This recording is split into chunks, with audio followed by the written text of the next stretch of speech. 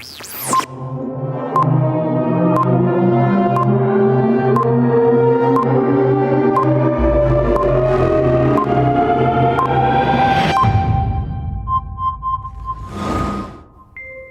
there, good morning everyone. Welcome back to Bold TV.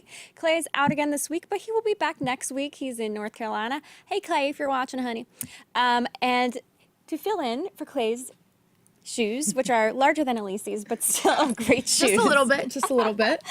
Is my good friend Alicé Anil with us today, friend of the show. Welcome, Alicé. Thank you so much for having me, Carrie. Hello, everybody. So we have a great show today. We've got Darrell Scott, the father of the first victim of the Columbine shooting, and he's also the founder of Rachel's Challenge on the show later today. We want to make sure that you're part of the conversation.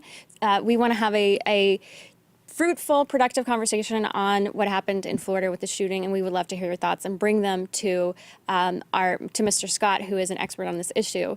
And make sure you're just throughout the show, you're adding your comments. We love your questions. We've got such smart viewers. Alicé knows. That's why she keeps coming back. That's really the only reason why I'm here, because of the viewers. Not that I don't love Carrie. So let's move straight into our headlines right now. This is something near and dear to my heart. We talked a little bit about it last week, but this week, President Trump endorsed Mitt Romney in his Senate race in Utah. We got the tweet here. President says, Mitt Romney has announced he is running for the Senate from the wonderful state of Utah. He will make a great senator and worthy successor to Orrin Hatch and has my full support and endorsement. Then we have a response from Mitt Romney. And Mitt Romney, what does he say? He says, thank you, Mr. President, for the support. I hope that over the course of the campaign, I also earn the support and endorsement of the people of Utah. So to me, this is, I was on Fox talking about this. I see this as an olive branch in this ongoing civil war that's been happening. Let's roll that clip for a little bit. Mitt Romney is running for the Senate. Yes, Donald Trump, declared. President Donald Trump has officially endorsed him tonight on Twitter. What do you have to say about that? Well, I think, thank goodness, I love to see the Civil War ending because I love Mitt Romney. I used to work for Edward Conard, who was a former partner of Bank Capital with Mitt Romney, a major donor for him when Mitt ran. So I'm totally in the bag for him. I love Mitt, and I am so glad to see the Civil War, knock on wood, ending. And I was glad to see that, you know, Mitt responded to the president's tweet. And I have to say, I think that this was part of the condition to see Orrin Hatch retiring, that he would say, okay, look, let's just call a truce here to say, you know, okay, there might be some legitimate policy disagreements here, but let's stop with the name calling on all fronts here. And I think that's the problem. So yeah, the Civil War. I think here's the thing. You got to read Charles Murray's Coming Apart. Amazing book, brilliant. Basically talked about the cultural coming apart that's happened in this country, and the coming apart. Romney represents part of the country, and Trump represents the other half, the other part. It's not even half. It's a more elite strain. Yes. Half, yes. So, but in terms of bridging that divide of the coming apart, this I think is a big step toward that. But Alicé, what do you think? It's a step, but for me, it's kind of an embodiment of what, in my opinion, Mitt Romney is, right? And Mitt Romney is an opportunist, friends. So, and I was talking to Carrie about this before the show. Basically, the only time I've ever seen Mitt Romney be himself is when he was maligning Trump, when he was declaring him to be a con man, and he was scathing, and that's because he didn't think he'd run for office again. But now that he's running for office, his political face is coming back, and he's a little bit like Robot Markio, where there's no vestige of authenticity, because we know Mitt Romney thinks that Donald Trump is a con man. But now, because, you know, he's running for office, he has to play a different role. Well, but he is the president now, too. So roles have changed in that respect. So it's different, you know. Also, I think that Romney was psychologically scarred by his father, because his father, when he ran for president, he was a very open person, and it came back to haunt him. And I think that's part of why he was so cautious. That's so funny, because when I saw that Romney tweet, and even when I saw them having a meeting after Trump won, I feel like Mitt Romney is a little bit like the Hillary Clinton of the Republican Party, in the sense that there's somebody who initially came out in the 90s and was this very strong, powerful woman and said whatever she wanted. And then there was a lot, you know, it backfired with her infamous cookies comment, right? I don't just stay at home and bake cookies. And she felt like she could not be herself, that she would always be criticized. And as a result, you now have a woman who many people believe is just a political opportunist who's out for herself and doesn't present a vision of authenticity. And it's the same with Romney, I think. Well, we can agree to disagree, because I still love you anyway. But and we'll see what the people of Utah say. Yeah, I mean, ultimately, definitely. they're the deciders. One of my favorite states. Yes. We mutually Utah love Utah. But let's move a little bit, real quick, also to another headline. There was a controversial, it became controversial on the internet in the response to a clothing ad. Let's put that ad up on the screen.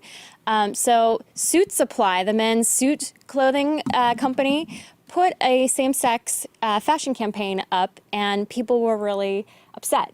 And apparently a lot of the backlash was actually coming internationally, which I thought was very interesting. And this is a Dutch company, I believe, right? Good question. Yeah, apparently it is. I mean, they have yeah, have a big presence here in the U.S. Right, but Yes. it is a Dutch company, so the Dutch are very well known for pushing boundaries, and it is a very liberal country. So this isn't surprising to me, but because it is international in nature, of course, there's going to be a huge backlash. Yeah, I mean, I just think it's interesting that it's a mainstream company. Yeah. It's not like an indie, counterculture type company. It's really mainstream. Like, you're getting the suits to go to your 9-to-5 job, Mr. Company Man. So I thought that was very interesting. And I was looking at the stats from Good Housekeeping. They had a piece saying how marriage has changed, and how younger people in particular, 68% of millennials are accepting gay marriage, whereas 48% of baby boomers say they don't want gay marriage.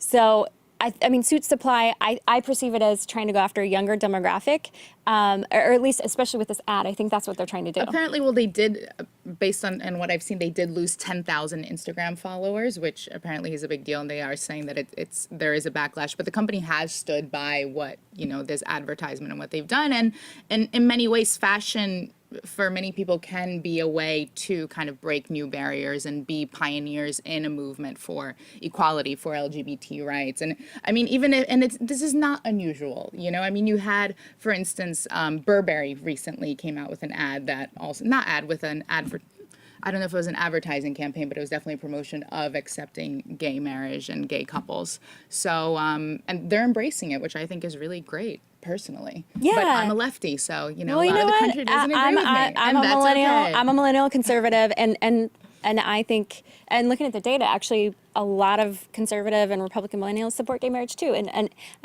different polls have said different things, but several polls have showed that it's a majority of younger millennials, so conservative millennials. So I think we're headed in the right direction.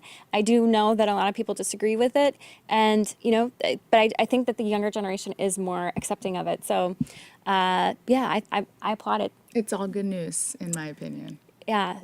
So let's move on to our first segment.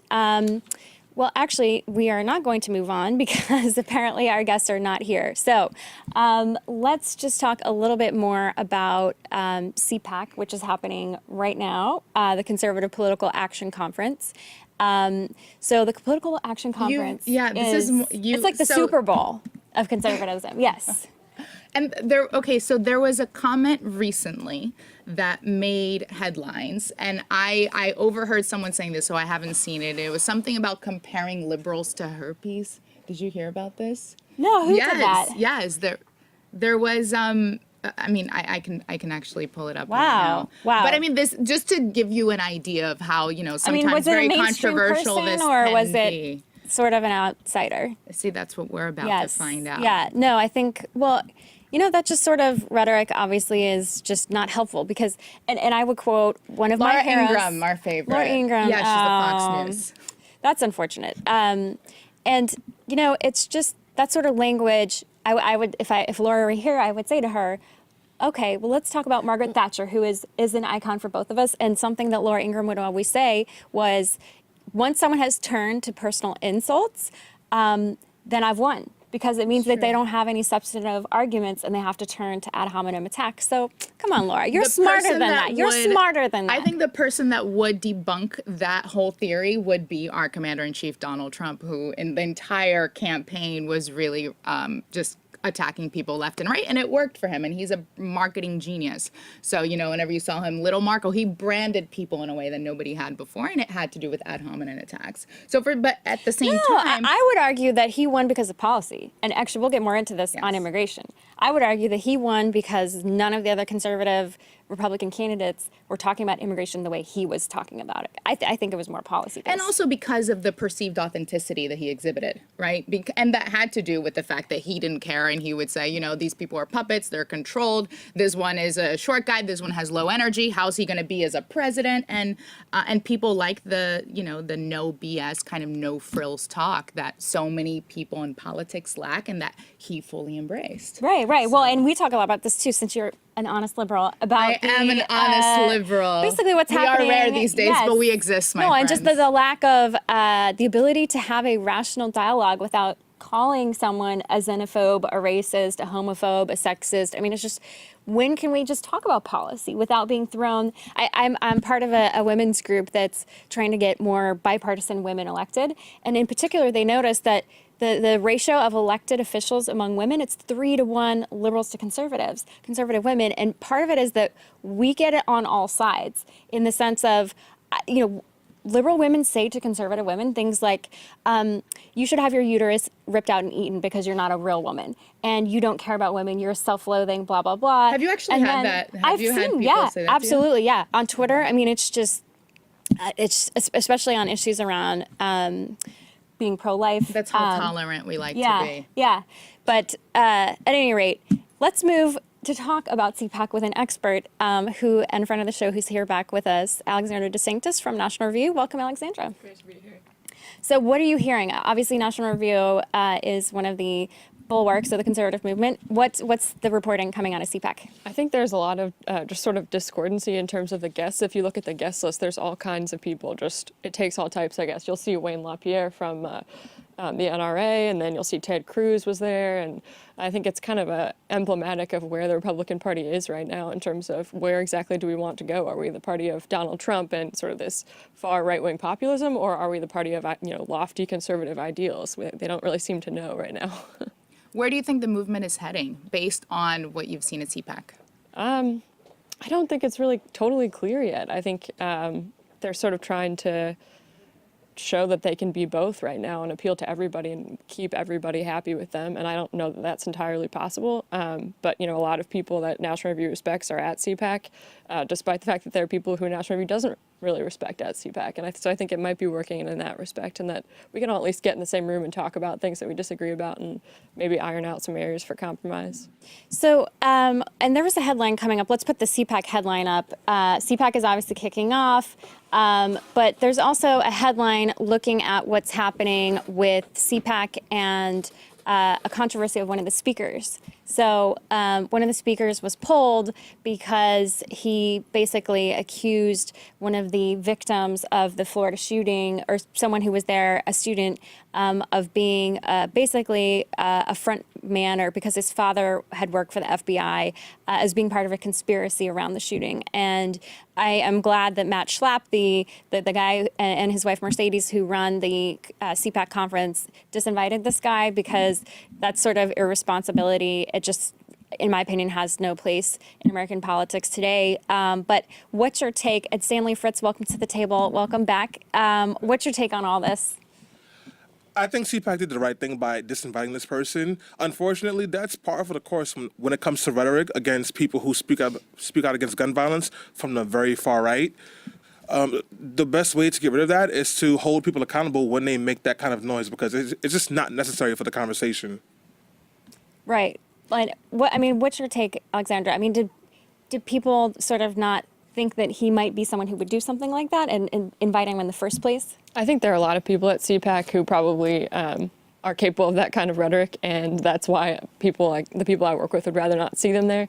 But I'm very glad that the decision was made to get rid of him, because that's not helpful at all, and it certainly makes people who actually want to have a responsible gun control debate look very bad. If they're in favor of the Second Amendment, they don't align themselves with that kind of conspiracy theories.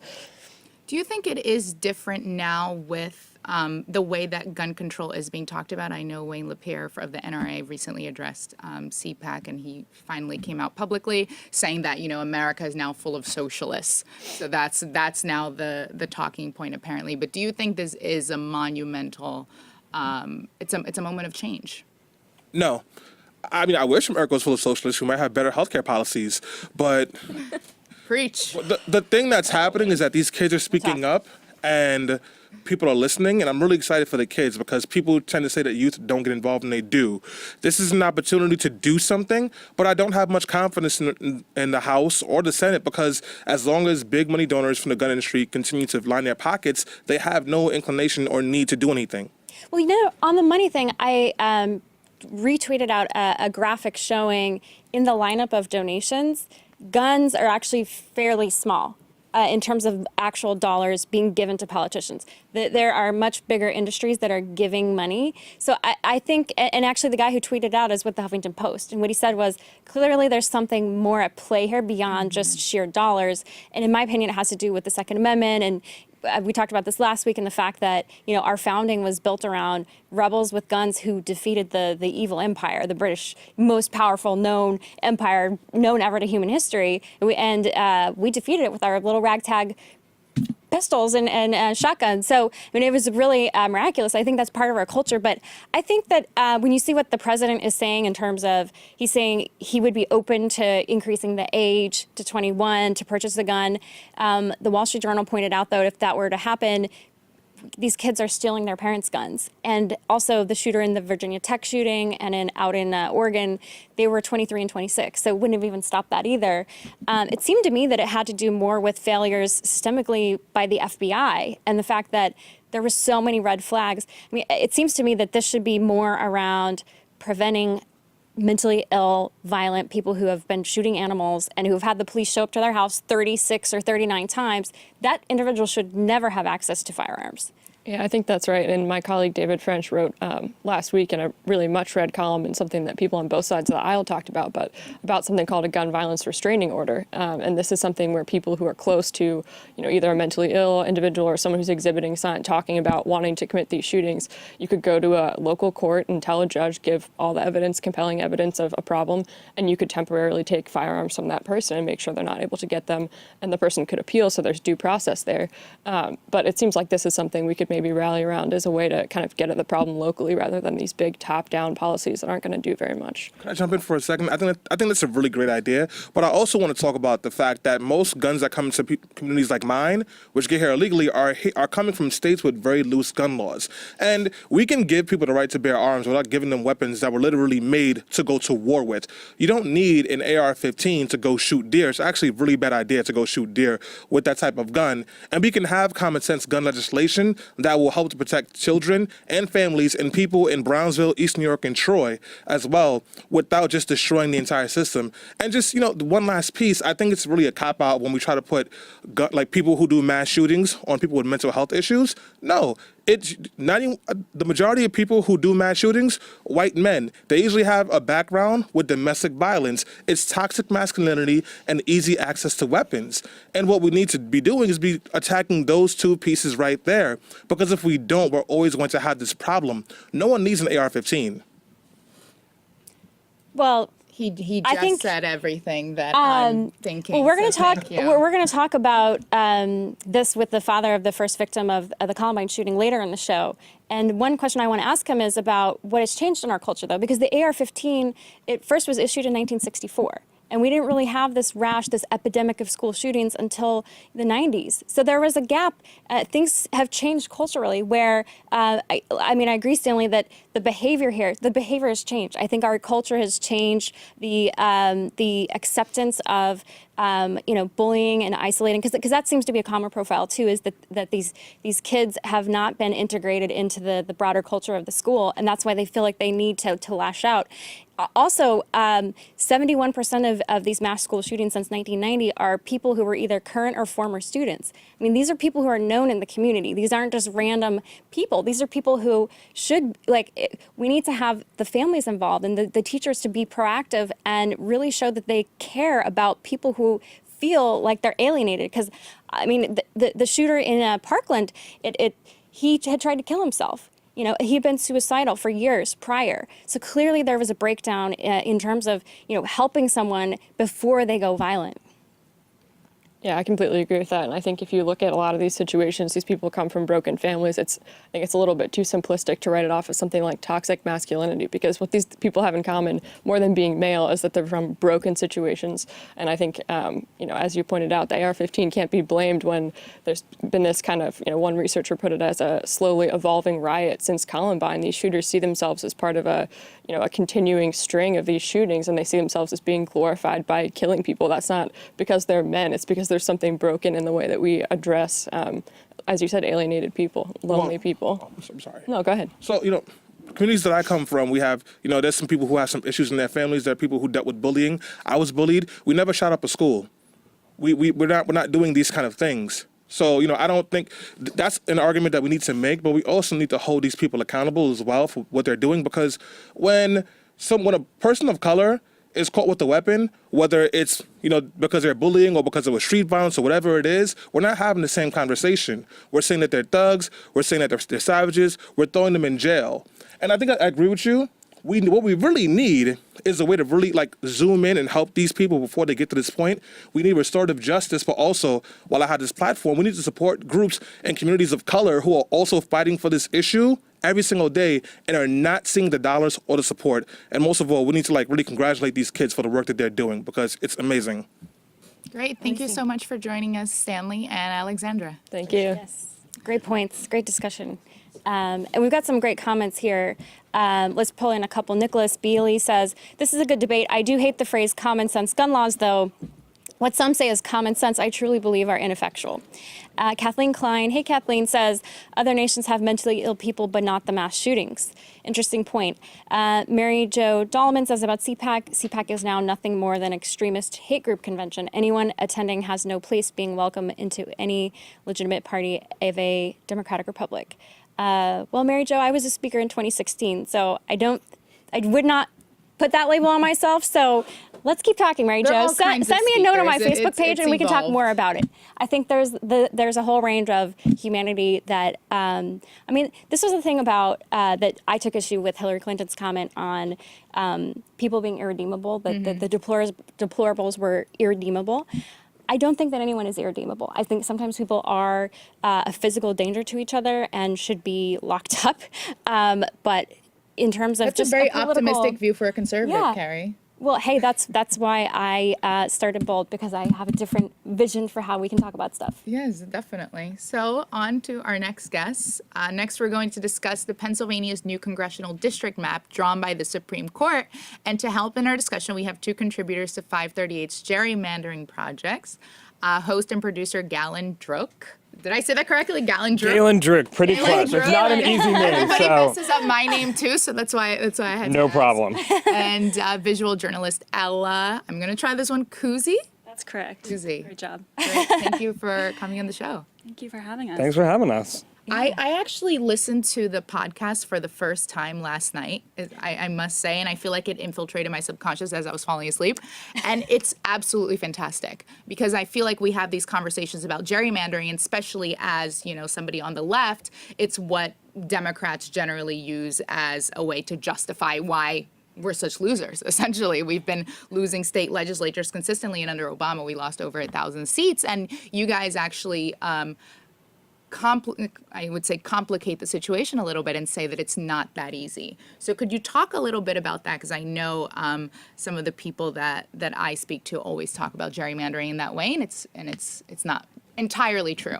Right. As I think is maybe the point of conversations like these, nothing is ever as clear-cut as politicians and sometimes even activists make it. And so what happened during this past decade is basically that Republicans did really, really well in 2010, the year prior to the redistricting cycle, the most recent redistricting cycle, and that gave them a lot of control over the redistricting process. And that's just the way the system is made, and so they won both chambers of a lot of state legislatures and governor's mansions, and so they had the opportunity to draw the districts the way that they wanted. And the way that they wanted was the way that would advantage them the most. When Democrats have, full party control of a state legislature and the governor's mansion, they often do the same thing, right? So, you can say that what the Republicans did is bad, but it's not anything that's that out of the ordinary.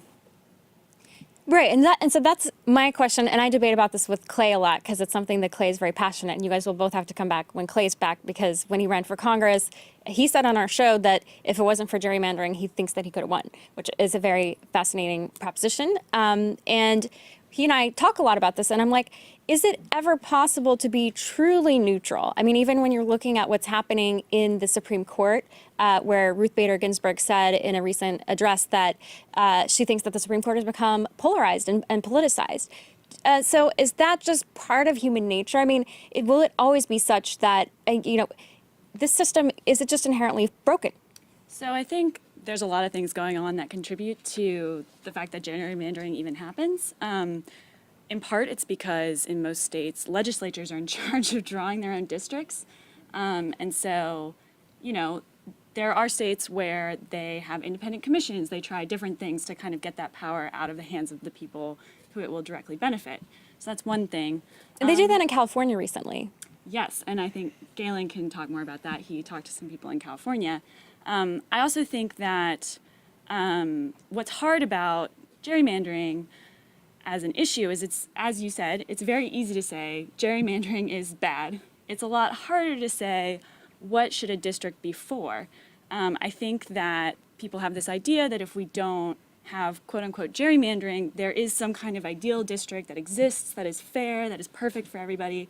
And honestly, any map you draw has trade-offs. You have to make choices about what you want to do, whether you pay attention to political parties or not, whether you want your districts to be nicely shaped or not, whether you want to have minority-majority districts like the Voting Rights Act often requires. All of these things take active human endeavor, and I think that we can do a lot better, and I think that there are, possible outcomes that are maybe more fair, but there's no world in which there's just a perfect map and we're just ignoring it, Well, speaking of map, we've got a visual here of what you have on the FiveThirtyEight site, an interactive map. Let's play that graphic so our viewers can see more about it. But tell us more about, this is the Pennsylvania map here, where it's been a hugely controversial, hot topic with a recent court ruling basically altering the lineup here. So tell us about the map specifically and a little bit more on Pennsylvania. Sorry, I can talk a little bit about Pennsylvania. Ella was really involved in drawing up these maps. I mean, essentially what happened in Pennsylvania, it's a little bit different than what's happened in other states around the country because this is a state Supreme Court case. So most of the other cases like North Carolina, Wisconsin is probably the best known case. Wisconsin Democrats have sued the state there. This case relies on Pennsylvania's constitution and their free and equal election clause. And so basically, Democrats in the state have said, based on that requirement in the state's constitution, these maps are illegal. A kind of liberal-leaning majority on the state Supreme Court sided with the Democrats, and so that map was thrown out. They gave the Republican majority in the state legislature the opportunity to redraw the map. They did. They followed county lines better, but it wasn't particularly fairer when it comes to the partisan makeup of the congressional districts. And then, so the Democratic governor in the state rejected the map, and that kind of left the state Supreme Court to draw up its own map, which it did this week, and which we can kind of analyze. And I think, Ella contributed to drawing up this map that shows all different permutations of what you could prioritize when drawing a Pennsylvania state map. Yeah, so the project that we did, it was published in January, but very timely for this discussion. We did it not just for Pennsylvania, but every state that has more than one congressional district. And we took the current map and then we drew the map, drew 6 additional maps for each state that prioritize these different things that I was mentioning. So there's a map that tries to advantage Democrats. There's a map that tries to advantage Republicans. There's a map that tries to have nicely shaped districts that respects counties. There's a map that tries to make the makeup of the representatives proportional to the political makeup of the state. And what this allowed us to do was sort of examine the total realm of possibilities for congressional maps. So when we look at this new map drawn by the court in Pennsylvania, we can see that it is in fact much closer to the proportional makeup of the state than any of the maps that the Republicans. When you say makeup, you mean the party affiliation? Yes. Okay. Based on, we use a partisan measure that uses previous presidential elections. There are different ways to measure it, but How do you account for independents then? so it's just based on vote outcomes. We don't like have, this is in a sort of hypothetical world in which everybody's in a two-party system. And so if we look at the current map that was drawn, part of what it says is that in Pennsylvania, it's really easy to draw a Republican map because of the way that Democrats are in Philadelphia and the political geography of the state. And so that's why the Republicans can make lots of variations. It's a lot harder to make a Democratic-leaning map, but this map, which seems to favor Democrats, just gets closer to a more representative Do you split. think this will have a huge impact in the midterm election, 2018? A huge impact? I mean, look, so How much of an impact? the way that the map was redrawn gives Democrats 1 to 2 more seats. The current makeup is that Pennsylvania has 18 congressional districts. 5 of those are held by Democrats. 12 of those are held by Republicans. 1 seat is empty, but it used to be held by a Republican, and it's a pretty Republican-leaning district, right? So the redraw of the map will give Democrats 1 to 2 more seats over the long run, right? There are some more competitive districts. They could pick up more than 2. It's possible. So yeah, it will help them. I mean, will this make the difference in the House? I mean, only if the midterms come down to a nail biter, which it could. I mean, we're too far out. Never say never in this. Yeah, I mean, we're really too far out to say whether or not I think the midterms will be that close. I think more what this case does is it gives, people in other states a roadmap for litigating their congressional districts within the state court system as opposed to the federal court system. And I also think that in line with that, there's a gerrymandering case in front of the Supreme Court right now that they're expected to rule on. I think that there will be more cases like this, that maybe not for 2018, but I think that we as a country have sort of taken this topic and realized that it is a problem we need to quote unquote fix, do something with, and I think it could have serious implications, for 2020 or even further down the line. All right. Right. Well, thanks so much. We got to leave it right there. So we'll have to bring you back when there is a Supreme Court ruling and for this election cycle. Yeah, we'd love it. Nice talking to you guys. Yeah, Take care. thanks. Galen Druke and Koeze from 538. Next, we are going to discuss the changing conversation on a very hot-button topic, which is immigration. And Republicans have seemed to alter their perspectives a bit on the subject. And here to discuss this with us are Define American's Kristian Ramos and Jason Meister, who is an advisor for President Trump. Welcome, Kristian and Jason. We got you? Yeah. All right. Here. Great. Oh, there's Kristian. I was Yeah, confused. I was Kristian like, is via where's Kristian? Skype. Yep. Kristian is on Skype. Great. Yes, perfect. So, Kristian, we had a segment previously with Define America, and so we're welcoming you back to the program, your organization. And this segment, you're interested in, and obviously Define America focuses on immigration, and you're making the case that, in your view, that conservatives have changed how they view immigration today versus several decades ago. Tell us more about why you feel that way.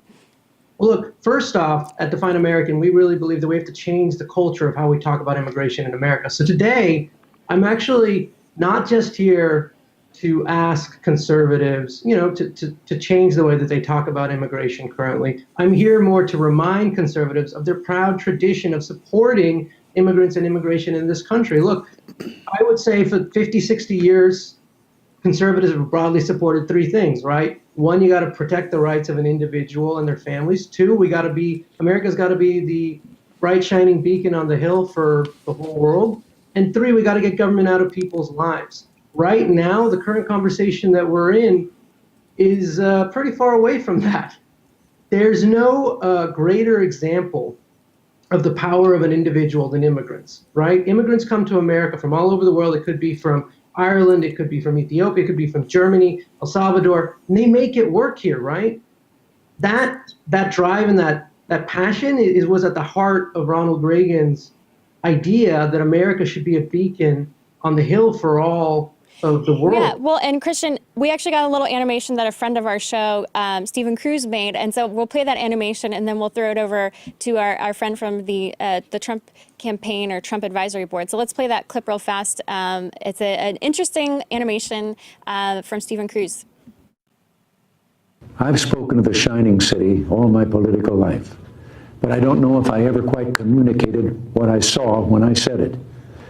But in my mind, it was a tall, proud city built on rocks stronger than oceans, windswept, God-blessed, and teeming with people of all kinds living in harmony and peace. A city with free ports that hummed with commerce and creativity. And if there had to be city walls, the walls had doors, and the doors were open to anyone with the will and the heart to get here. That's how I saw it and see it still.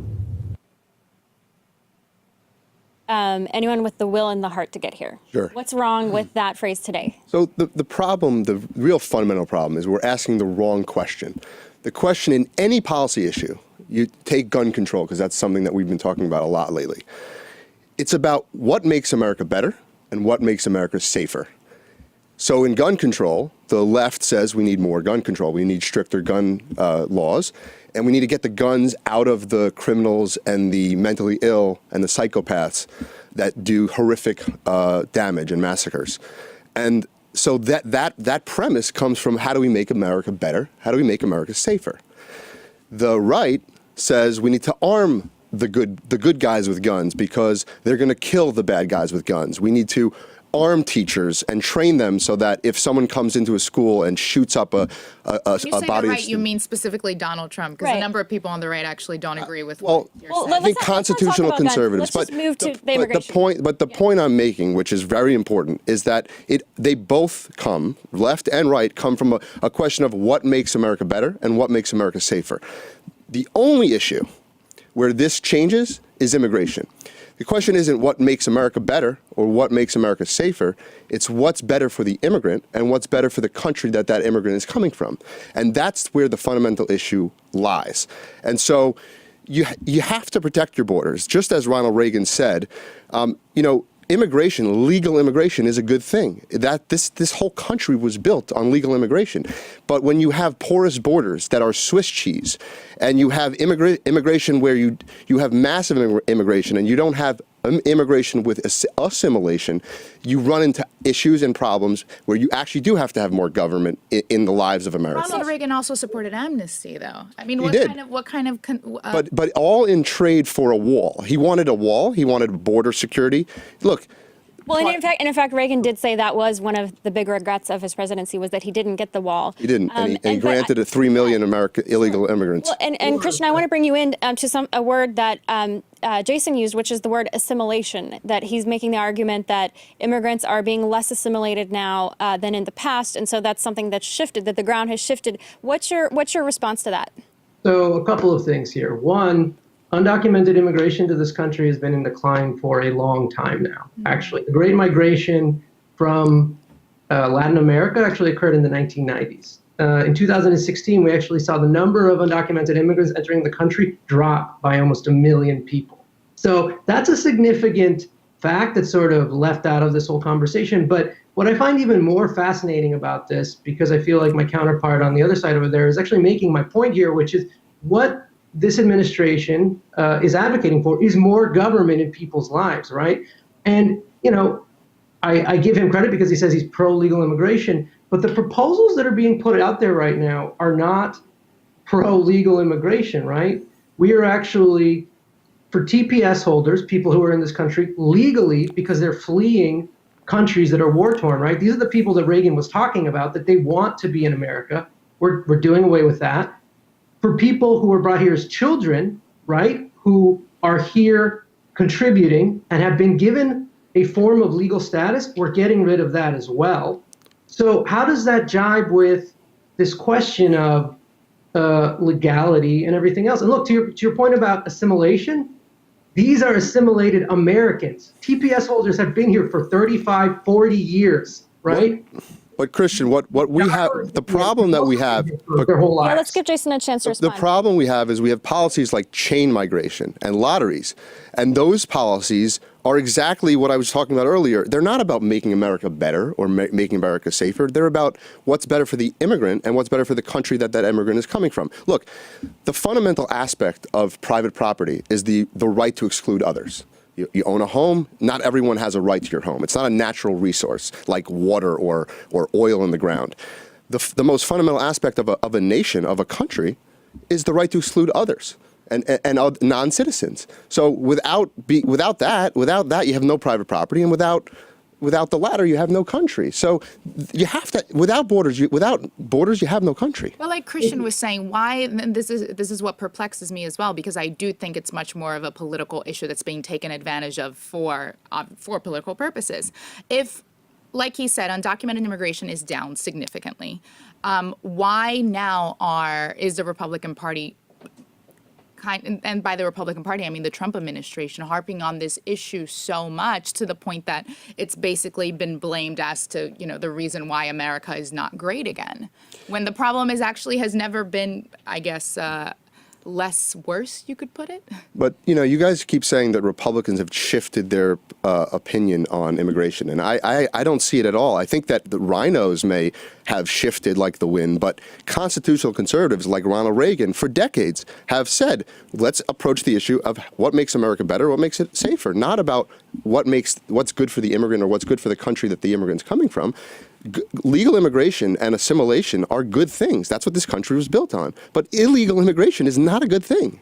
Okay, so I do want to jump in here on the chain migration thing, which is actually called family reunification. This is actually something that is not controversial whatsoever. And the reason that I wanted to bring this up is, do you know who is a recipient of family reunification? Melania Trump. Melania Trump is she came here, she married a wealthy American and became a citizen, and then now her parents are becoming citizens. And what I find ironic and interesting about this conversation is the Trump administration is currently proposing to do away with allowing people to sponsor their parents to come into the country. So why is it that on one hand, it's good for Melania Trump and the president to sponsor her parents to come into this country to become citizens, but for everybody else, it's not okay. Well, We don't want to do that for Kristian, everybody. I'm glad you brought up that topic, because we actually have Melania Trump's lawyer, immigration lawyer, who's going to be coming on our show here. So stay tuned, and Kristian, maybe we will have to have you back for that conversation. I think that there's an argument to be made that Melania she was an exceptional immigrant in terms of she had a special skill set, and that's a lot of the debate that has been going on between illegal versus legal, high-skilled versus low-skilled, that a lot of the Trump voters were blue-collar, lower-skilled voters who were getting in direct competition. There's just not as much competition for, Amazonian gorgeous models from Slovenia. I think that's part of it. But There's a lot of American models here. no, there are, sure. But I think, anyway, we'll have to bring you back for that conversation, Kristian. I do want to do a plug, change.org, Melania Trump. We just want her to stand with immigrants. That's really all we want her to do. Stand with people like herself and her family. Change.org / Melania Trump. All right. Thanks, Kristian Ramos from Define American and Jason Meister from the Advisory Board for President Trump. Thank you. Thank you. So we are now joined by the founder of Rachel's Challenge, Darrell Scott. He's been on the news a lot lately, and he's also the father of the first victim of the 1999 Columbine school shooting. He has used his daughter's wisdom, love, and grace to challenge us all to create positive chain reactions in the world. Now let's watch a quick video about Rachel's Challenge. Well, school and news outlets have reported on at least 7 school shootings averted because of Rachel's Challenge. And every year we hear from over 150 students who were going to take their own lives but changed their mind. Thousands of stories like these from students, parents, and educators are proof of the program's impact. Our presentation was on Monday of this week, and today I did my 4th intervention with a suicidal student. I am so grateful that the program gave them the strength to come to me and ask for help, and all of them are currently receiving psychiatric care with full family support. Yeah, I have to say, I just heard about Rachel's Challenge over the weekend, and I was so touched. And Darrell Scott, who is Rachel's father, he was just at President Trump's listening conversation at the White House earlier this week. But let's get him on Skype. Hello, Darrell, you there? Yeah, I'm here. Good morning. Great to have you. We're so thankful that you're here with us. And we know that you were down in Washington, D.C. with President Trump for his listening conversation about gun violence. And he brought in family members such as yourself from the Columbine shooting, as well as the shooting down in Parkland, Florida, and a number of other places. We have a clip from Fox News that I'd like to play, and then we'll ask you about it. I left with hope because I told my wife a few days ago, I really feel like this horrible shooting in Parkland is, I really feel like there's a change in the air.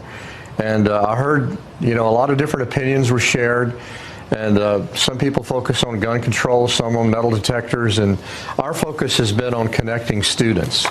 And Billy Graham had a mentor by the name of Norman Grubb. Norman happened to be a mentor in my life. Norman was a World War I veteran, and he taught our family something that we teach children. He said, learn to be a see-througher and not a look-at-er. Don't look at people. Don't look at your circumstances, but learn to see through them. And on the worst days of your life, you'll find purpose and meaning if you're a see-througher, not a look-at-er. And that's just one of many lessons we teach children. So, Darrell, what were your thoughts on President Trump's listening session since you were there? Well, everyone keeps calling it a gun control discussion, but it was much more than that, and I was glad for that. A number of parents and a number of people in the room talked about other issues. The gun control issue has been debated upside down, sideways, every which way, so I don't personally even get into it because there's a lot more experts on both sides than I am. But our whole focus has been on changing the climate and culture of a school. We've been in over 20,000 schools in the last 19 years, and we so far have not had a single school shooting. I don't know of any other program that's prevented 7 school shootings. And every week we see around 2 or 3 suicides prevented. So we know what works from our point of view, and unfortunately people want to talk about quick fixes. And passing gun legislation is a quick fix. Well, and we talked about earlier on the show about the fact that the AR-15 was first available in 1964, but we didn't see Columbine until 1999. So there was a long period where this sort of behavior wasn't normalized. It wasn't something that children fantasized about or felt like that was their way to lash out and to show their aggression or to show their power in some way because they had felt slighted or they were depressed or suicidal. But I wanted to talk about the challenge of Rachel herself. And Rachel, the woman, she was 17 years old. She was your daughter, and she was the first victim who was shot outside of Columbine High as the killers walked up. So really a momentous moment in American history. But I wanted to put on the screen for our viewers the 5 challenges that you use in the training and the way that you're able to integrate the training and get the students to really have compassion for each other. And so tell us, how did you develop the curriculum? I never sat down and decided to do a school program. I spoke before Congress at a House Judiciary Committee shortly after the Columbine shooting, and that speech got put on the internet and just exploded everywhere. And I started getting swamped with requests to go and speak. So initially I was just sharing Rachel's story because she left us 6 diaries. She was inspired by Anne Frank to keep diaries. And her story was so powerful, and it's a story that unless people hear it, they don't really understand why it's so powerful. But she had predicted her own death. She had talked to some of her friends that she felt like God had a purpose for her life, but that she was going to die at an early age. She wasn't going to live to be old enough to go to college or to have children, but that her hands would touch the hearts of millions of people. She actually wrote that on the back of her dresser. She drew an outline of her hands, and she said, these hands belong to Rachel Joy Scott and will someday touch millions of people's hearts.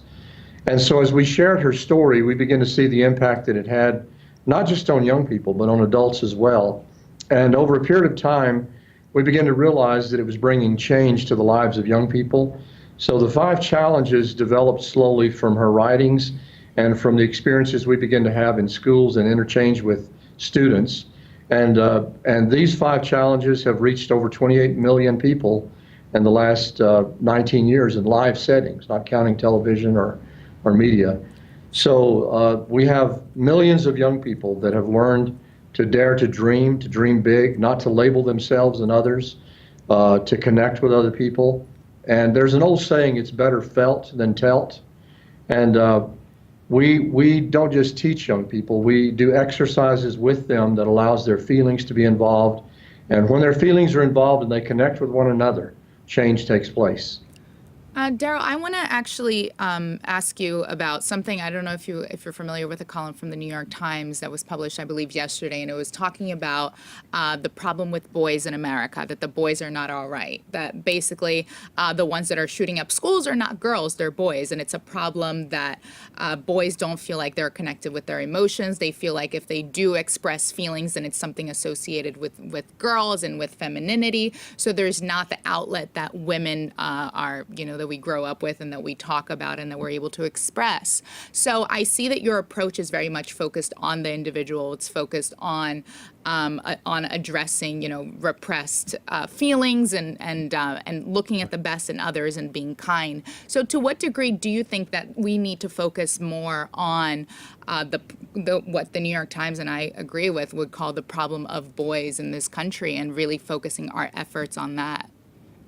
That's a really perceptive question, and I don't have all the answers, but there's been three pillars in our community for hundreds of years that have sustained civility and kindness and compassion, and those three pillars have been the home, the faith community, and the schools.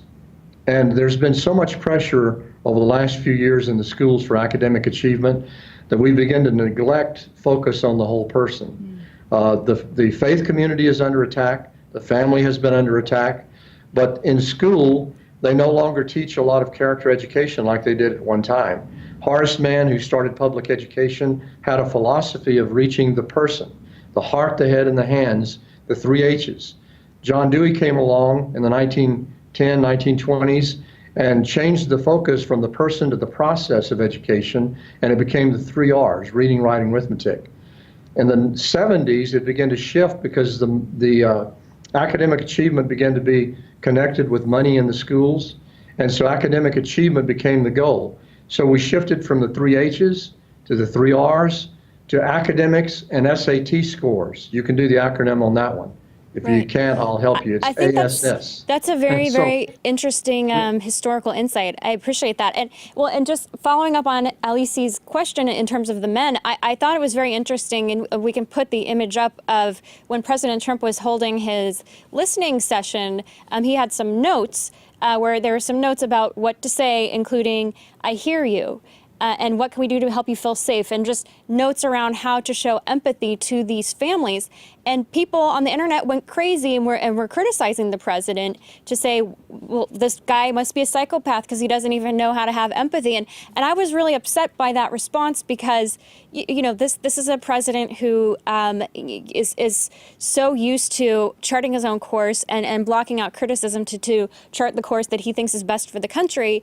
And when he has an exercise to try to be more empathetic, people get upset. And I just, you're darned if you do, you're darned if you can. I mean, if you're upset and say there's toxic masculinity and you have a very masculine person who's trying to do his best faith effort to have more empathy and compassion, why are you going to insult him? I couldn't agree with you more. I had the privilege of meeting with President Trump before he became president, spent an hour with him at Trump Tower, and I can tell you from personal experience, having met with him twice, that I have seen a man who knows how to listen and who knows how to show empathy. And I think it's sad that in our country, we attack everything that we disagree with, and we demonize the people, and we turn them into characters of who they really are. And I thought the president did a great job. He was bold, and it was a risk for him to put people in the room who disagreed with him and to sit there and listen to them patiently and to not react as he heard even things that possibly he disagreed with. So we need to create a culture in which young men and young women both can connect with one another. And young men need to have the ability to express themselves. Young women seem to be able to do that easier than young men. And so our focus has been on creating that communication link so that they can open up and express themselves and be involved in exercises that will help connect themselves with other people. And we have some comments coming in. Rondalie Deschamps says, I really feel that some of the gaming, movies, and TV that kids grow up on desensitizes them to killing. How do you feel about that? I agree with that. I said that after Columbine, when gaming was just coming out of its infancy. I believe that if you saturate your mind with, whatever you saturate your mind with is going to affect your behavior. Eric and Dylan had played a particular video game every single day, and they had actually found a way to put the heads of students from Columbine into the game itself. They called it the God game. And they practiced killing their classmates before the actual event. People have forgotten that. Wow, I did not realize I that. had no idea either. Wow. I'm not on an agenda to, that's part of the solution. It's not the whole solution. Right. Well, so what would you advise at this point for the country to moving forward? How can we prevent these types of shootings? What counsel do you have for the country? I'm not that wise. I can't counsel the whole country. But I would say this, if we practice in the home, if we practice in the school, if we practice in our relationships with each other, a little more empathy, listen a little more, talk a little less, spend more time trying to connect, we will eliminate a lot of the problem. No matter how many laws we pass, it's not going to stop school shootings. Young people are going to find a way to vent if they are older people as well. If someone has it in their mind to kill others, they will find a way to do that. All right. Thank you so much for being with us, Darrell. I always say that the wisest people are the ones that know what they don't know. And even you just saying that you don't have all the answers is humbling, especially for somebody who's experienced what you have. Thank you. It's been good to be with you. Thank you. Thank you so much. And our hearts are with you and your family as well, and what you've suffered. And it's truly amazing how you've been able to take that sorrow and turn it into something so healing. So thank you for your work. You're welcome. Thank you. So to wrap the show, we're going to move on to our regular Bookster segment. Those of you who watch the show Bookster, you know, is our good friend, and it's a community for book lovers and so much more. And we're excited for our Bookster segment to have author and the CEO of Go Big Media. I like that. Go big and go bold, maybe. I love that. Philip Stutz. Philip uses his 20 years of marketing experience, work with several Fortune 200 companies, and his contribution to more than 1,000 successful elections to advise young marketers and business owners on how to be successful in today's disruptive economy in his new book, Fire Them Now. Welcome, Philip. Thanks. Real quick, that was an amazing segment y'all just did. Thank y'all for doing that. That was incredible, wasn't it? Yeah. No, I mean, with the work that their family has done, and it's, I want to have him back. Yeah, totally. All right, sorry. It really shows how you can turn a tragic, otherwise life-changing situation and really make something long-lasting and really meaningful out of it. So he's an inspiration to us all. Yeah, and Rachel's life, I'm so glad that they're keeping her legacy and her memory alive. I mean, she was an artist. She wanted to be an actress, and she'd created works of art and just really inspiring stories. So, so tell us, first of all, 1,000 elections. How is that even humanly possible? That's what I was thinking. I'm like, how does that happen? I did multiple election cycles at the Republican National Committee. We were, I was in a senior leadership role in the Bush campaign in 2004, and through those, we were working on campaigns all over the country. So that was part of those wins. And then in my own company, we've done tons of legislative races all over the country and independent expenditures, and added up, it's over 1,000. And what made you say, I absolutely have to write this book right now? That is, especially the title. I mean, Fire Them Now. Yeah. That's very much like somebody that we know who's in office. Yeah. So the genesis of this came in the sense that, first of all, it's really the first look at modern political campaigns and how they're run and the strategies we use to win in politics. So there's no gossip in here. We're not trying to tell all secrets of it, but we do tell the secrets of how we win political campaigns. And when I started taking that concept and applying it to businesses, what I found was I interviewed over 100 CEOs, and they all came back with the exact same frustration they had, that the digital marketplace was totally different than anything they'd ever understood. And they had hired a marketing agency who took their money. They weren't transparent. They signed these huge long-term contracts with them. These guys, the marketing agencies, got paid before they saw any ROI in their business, and they were all frustrated. all of them. And I'm talking about Fortune 200 companies to small businesses. It was crazy. And that one conversation I had, I was in China this summer with a Fortune 500 CEO, and he's telling me this story, and I'm about to start writing this book, and I didn't have a title. And I looked at him and I go, well, just fire them now. And I was like, I thought to myself, that's it. That's the title. I got it. And that was how it all came about. Well, when I heard about your book, I kept thinking about how Trump defeated Jeb Bush, who had raised $100 million. Sure. And Trump himself had spent just a small fraction of that, maybe $2 or $3 million. That's right. So clearly there was a huge delta there in terms of the spend differential that was a big waste of money. Well, it was. And sorry, you worked for the Bush family, but. Yeah, no, that's okay. I mean, I want to be honest about it. I mean, this is going to sound crazy, but there's a reason. In that campaign, Donald Trump came off as an authentic candidate. And what I mean by that is that people saw him, he said what he said, but that's who he is. He was unapologetic about it. Unapologetic about it. And the other way is Jeb tried to run an old-time campaign where he wasn't as authentic. And then all of a sudden, when Trump started calling him out, he'd run out and start yelling and screaming on the microphone. And everybody's like, that's not who he is. People saw through that, and it blew through the It wasn't his authentic self. That's right. And that's what we talk about in the book. It's like, I want to try to get CEOs and business owners to talk in an authentic manner. I'll give you one example. The Delta in the book, I talk about this. Delta does puts out a press release and does National Hispanic Appreciation Month, which I just think is total garbage. Now, hear me out why. Okay, it is. Careful, you're with Delta's a liberal. not a sponsor. That's good. So safe you're gonna agree with me, and that's why. Because that is such pandering from a company.